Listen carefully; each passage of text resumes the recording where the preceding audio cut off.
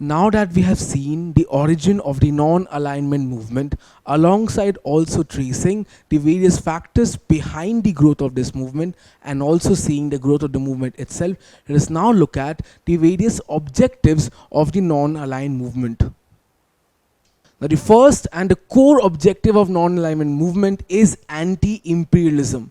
Since we remember that all the non-aligned movements have a colonial past, therefore it is a core objective of the movement that they will not tolerate any form of imperialism, whether it is partial or complete. Therefore, it will not tolerate the existence of imperialism in any form and order. Therefore, it is an anti-imperialist movement.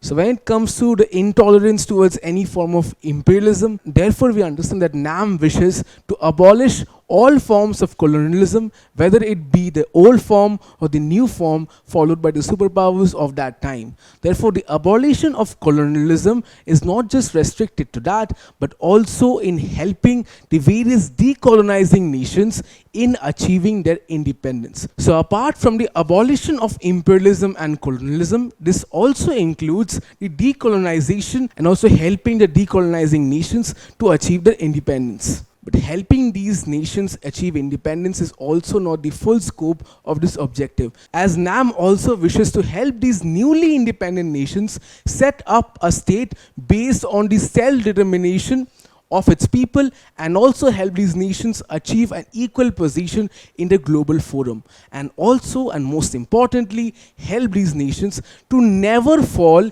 in the traps of imperialism again.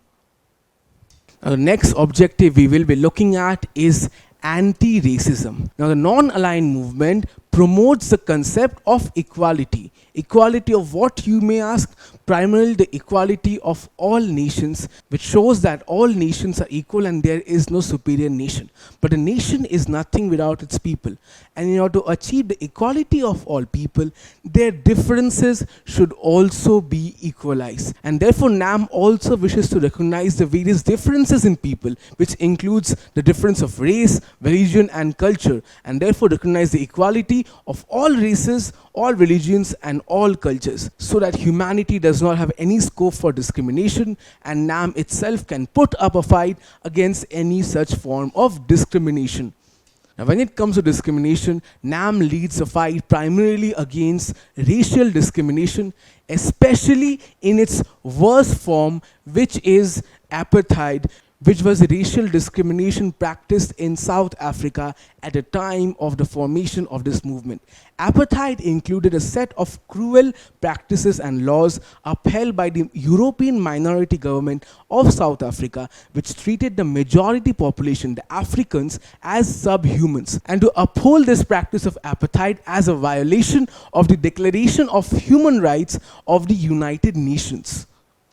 Now, can you answer this question? What was the racial discrimination in South Africa known as? Was it the caste system, apartheid, slavery, or feudalism? The correct answer is apartheid.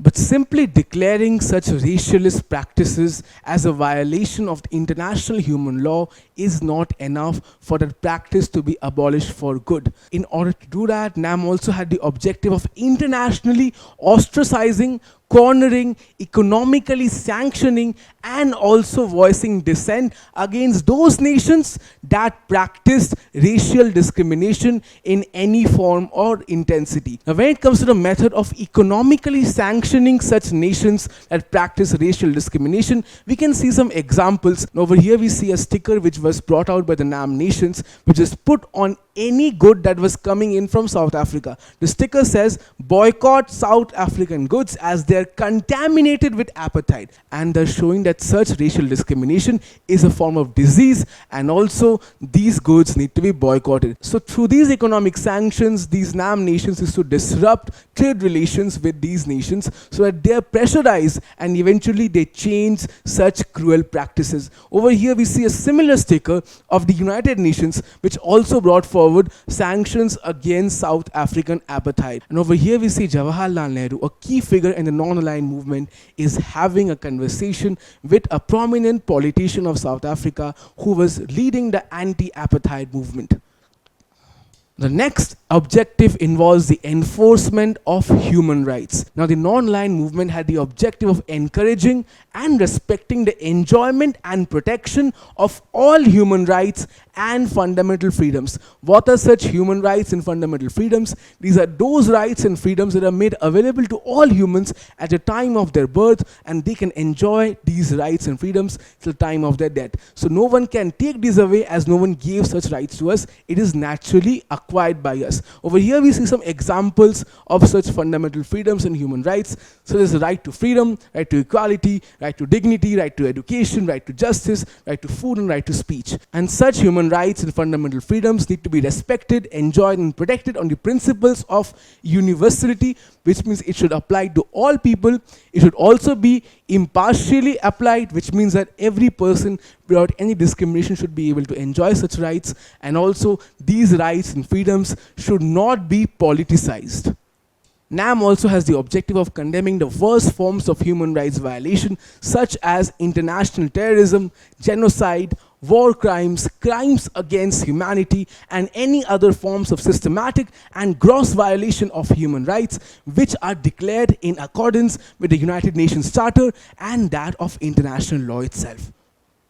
The next objective of the non-aligned movement is the maintenance of international peace. This is a very crucial objective, as the non-aligned movement was formed on the basis of avoiding another world war. The movement itself wishes to serve as a forum of peaceful settlement of disputes between nations, so that they don't go ahead and wage wars to settle such disputes. And not only is the maintenance of international peace about avoiding war, it's also about cooperation, and therefore this role of serving as a forum of international peace also extends to that of achieving political coordination of the developing countries, so that they can promote and defend their common interests, of course in a peaceful and amicable nature. Over here we see a picture where China and India are having a peaceful settlement of their disputes through the forum of the non-aligned movement.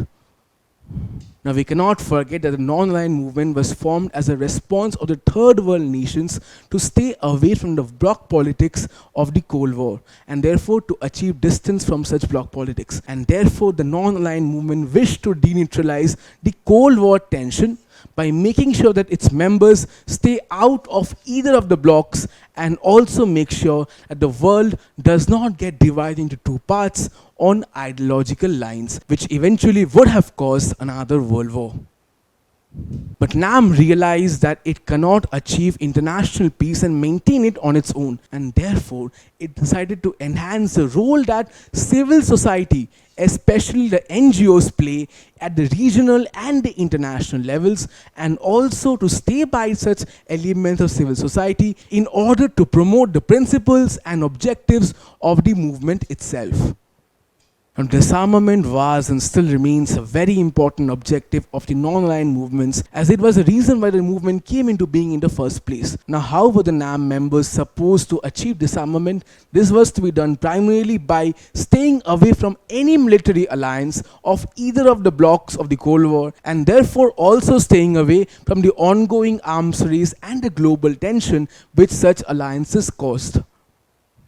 When it comes to the field of disarmament, the United Nations is the active body, and therefore the NAM decided to support the declarations of the United Nations for disarmament, and to also carry the role of the United Nations forward by raising voice for the need of nations to urgently disarm themselves.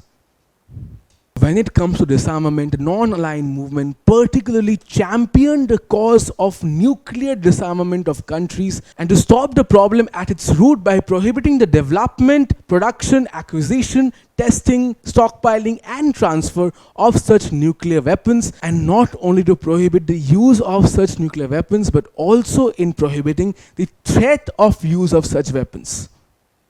Finally, to achieve this particular objective of disarmament, NAM wished to arrive at an agreement on a phase program or a step-by-step program for the complete elimination of the nuclear weapons by various countries within a specified framework of time, as they realize that if they ask for an immediate disarmament, the countries will not agree on to it. Now over here we see the UN High Representative for Disarmament Affairs speaking at a NAM conference, and we realize the synergy which the NAM and the UN shares when it comes to disarmament. So in this particular lesson, we saw the first set of objectives of NAM, which included abolition of imperialism and colonialism, anti-racism, enforcement of human rights, maintenance of international peace, and disarmament. In the next lesson, we will be looking at the next set of objectives of this particular movement. Don't forget to subscribe to our channel and hit the bell icon. You can also register for free at DeltaStep.com or download the DeltaStep app to learn one-to-one with our amazing teachers, or to get access to all our 5,000 plus amazing videos as per your school syllabus. Master each topic with our adaptive practice technology. Get million plus questions with step-by-step solutions and unlimited mock tests. Get all your doubts resolved instantly. Learn via games and win amazing prizes like PlayStations and iPads. So at DeltaStep, learning is not just fun and easy, it is rewarding too. So register for free now.